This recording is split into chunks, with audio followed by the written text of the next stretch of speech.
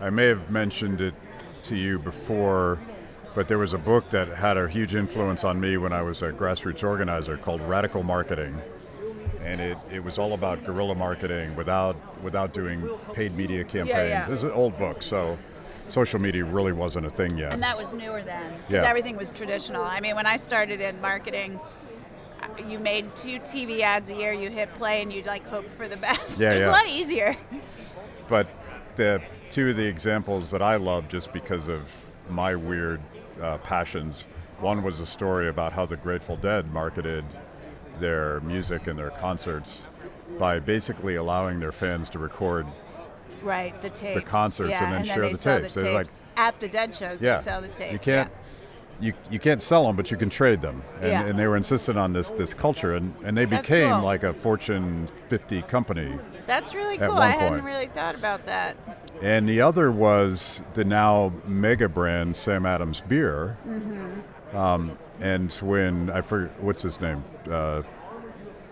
David Koch, I think was the founder's name. I forget what it was. Okay. But he would just go to bar, and this is back Yeah. when a beer with actual flavor was not a thing. Right. And he would go to bar and market his brand face to face, and it's sort of where this term guerrilla marketing Yeah, came from. interesting. Yeah, it definitely, over the course of my time I started my first ad agency job, I think was 1994. So I've been doing this a while, and it was definitely not a thing. And then you had a moment where you had like guerrilla marketing departments. Yeah. You also had digital marketing departments. Like the main marketing was TV ads and radio ads. Yeah. And then you had these like satellite arms. A department of guerrilla marketing seems like an oxymoron, but Yeah, that's true. That's funny. But even the idea that digital marketing was a separate thing is sort of funny at this Yeah. point. It's all digital marketing, but so now it's all one group. But yeah, it was definitely new. When I was at Levi's, we did a ton of grassroots marketing, mostly revolving around music and music festivals, and yeah. that was a huge part of making the brand cool again. But I bring it up because I was using it as someone that was trying to build a social movement. Sure. And the power of building a community around your brand that Yeah. not only buys your stuff, but they're like, I'm part of this. This is my Right. brand. Yeah, no, you make a good point. I'll use Levi's as an example. While I was there, when I started as the chief marketing officer in 2013, the brand had seen some pretty hard times, and really what had happened was Gen Xers. Are you X like me? You're X, right? Cusp. Sure. You're a little cusp. I'm firmly planted in the X. I am the last year of being a boomer, and it really pisses me off because You could just say I do you're not X. have a boomer Bone in your mindset. body. I identify as Gen X. You can. That's fine. I accept that. I'm firmly in Gen X. So Gen X was the generation that just embraced and loved Levi's, and then over the years, the brand. I'm simplifying dramatically. Failed to attract new younger consumers. So all of a sudden, Gen Xers are 50. Yeah. So the average age of this brand is 50. That's not good for a brand, for your shelf life and your longevity. So we had to make it young and we had to make it cool again. But we had to do it by leaning into what the brand means and the values of the brand. Anyway, one of the big wins outside of music and all that and redoing the fits was we had a logo t-shirt. It was just a white t-shirt with a red batwing. The batwing is the Levi. And that t-shirt, like fire. It was like insane. I think we sold, $700-800 million worth of that t-shirt in a year or 2 years.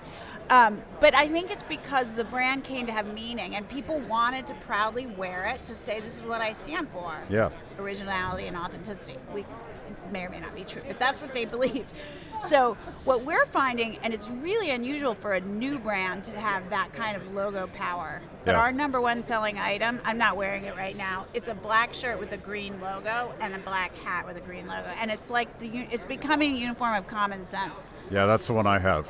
It's a cool one. And it's also just a really beautiful shirt. Like It's a high quality shirt. the colors and the quality of the shirt, like it's actually worth wearing. Yeah, we make the highest quality product. This is not a gimmick for me. I want to make high quality product. It's made ethically. We don't make anything in China. So yeah, I mean, it's not a cheap T-shirt. Yeah. You're investing. Yeah, we're investing in the product, and if you buy it, it's going to last and it's going to fit you well. And anyway, but that's the unit. We think so people want to wear the logo to say what they believe. My friend Jamie Reed, who was a whistleblower, I don't know if you know who Jamie is. She's awesome. She worked in a clinic, a youth gender medicine clinic in St. Louis, and she blew the whistle. I think the first person from the medical community. She said she was testifying somewhere and she was nervous, and she looked out in the crowd and there were people wearing our T-shirt, and she knew she had friends there. I forget where it was. I was at a music festival, and there was a guy wearing the hat. So I went up and struck up a conversation. Yeah. She said, Jen, you help us find our people, which Yeah. is cool. Yeah. It makes me so happy. Yeah. And it's What did you guys talk about? just how he found the brands and all of that. And music festivals are not necessarily a bastion of libertarian and conservative thought. So we're not speaking too loudly. But we're you like, found hey, each other I in know the that. crowd. I know that shirt. That's that so hat. cool. That makes me happy. Yeah. And that's like that's cultural impact, right? Thank you for watching Kibbe on Liberty. You can watch new episodes every Wednesday anywhere that you consume podcasts, on YouTube, on Apple, on Spotify, whatever. Watch, click, like, check it out.